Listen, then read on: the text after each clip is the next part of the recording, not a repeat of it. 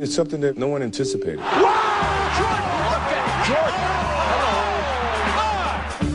It was the Beatles of footwear because it changed everything. In an instant, it became a playground must-have. All by itself, it transformed the essence of urban fashion. Money's gotta be the shoes. Shoes. The whole marketing of the Air Jordan line was predicated on the style and the class and the competence and capability and the performance that Michael Jordan brought to the basketball court. There's a kaboom! When they first came out, I mean, it was so hot. Everybody had to get a pair, me included. The Air Jordan's initial design, a red and black two-color scheme, was illegal by NBA standards. Yet Nike's first ads in the spring of 1985 made it sound as though the shoe had been banned for giving an unfair advantage to a luminous new star. On September 15th, Nike created a revolutionary new basketball shoe. On October 18th, the NBA threw them out of the game.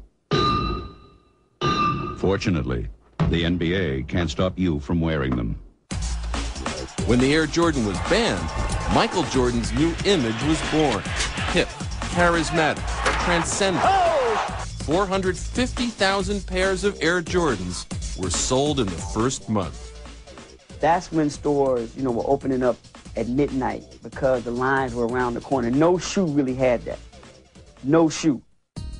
With success came controversy. The first Air Jordans cost $65 a pair. Later models hit the three-figure mark. Critics attacked Nike for pricing Air Jordans out of the reach of the lower-income kids who'd crave them the most.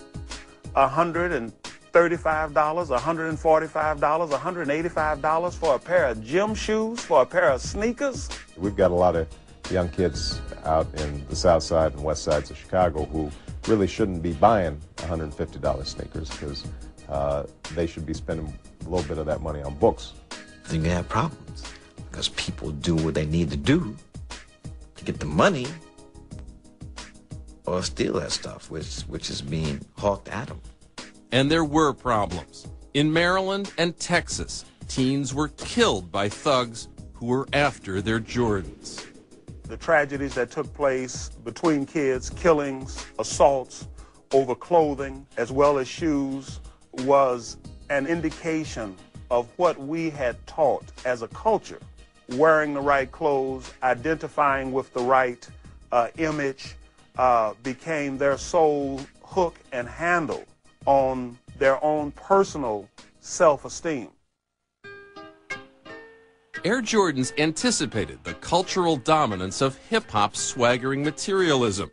They became the ideal evening dress wear for the street-smart young urban man and the suburban teen or baby boomer who wanted a taste of Jordan's electrifyingly luxe style. There are certain movies and certain cars that are unique, and they kind of start trends and start things.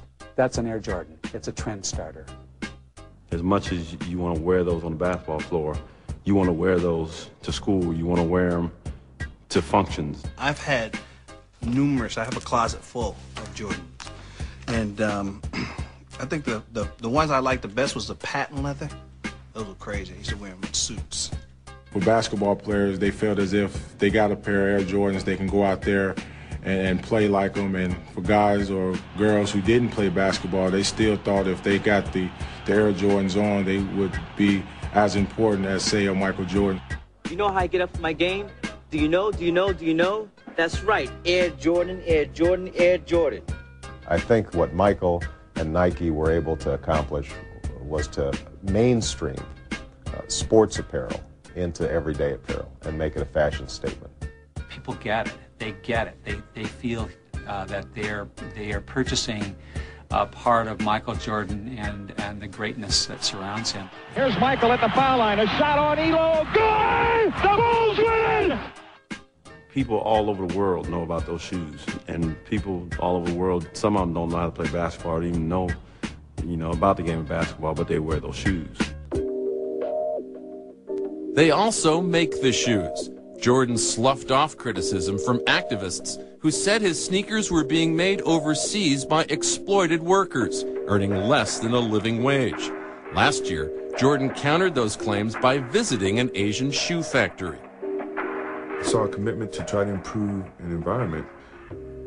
It's easy to compare that to the United States, and I think that's somewhat unfair, and I think you have to compare it to what was happening within that country.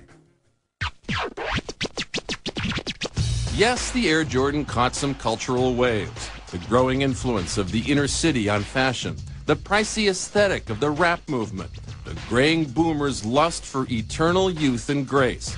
But let's face it, they were cool. And so was the man whose name and soaring figure adorned every pair. 2 decades later, their synergy stands in history. Michael's legacy and impact on his culture, from the marketing, shoe, celebrity, business side of it, is going to outlast and have more enduring impact than what he did on the court, because what he did on the court was absolutely, literally unbelievable. We just enjoy the moment and feel that we've made an impact on society as well as the sport industry and fashion, and I think that drives us.